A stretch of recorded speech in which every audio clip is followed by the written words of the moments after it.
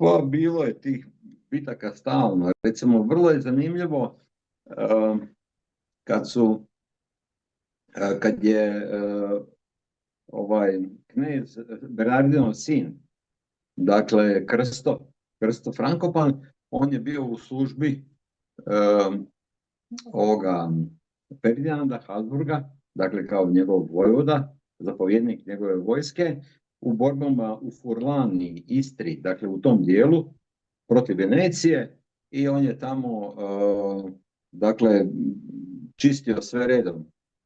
Ono, čuda činio ovim Mlečanima i u nekom nesretnom spletu okolnosti, dok je prelazio iz jednog tabora u drugi, su ga Mlečani zarobili.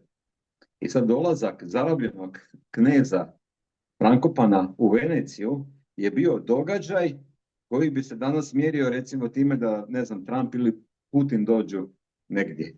Dakle, on je jahao na konju, nije bio vezan, on je imao mač za pojasom, on je bio takav faca, znaš, i ulazi u Veneciju onako u pratnju okružen mletačkim vojnicima, naoružan, naravno, sa sabljom svojom, jer nikom nema kraj pameti da njega razoruža.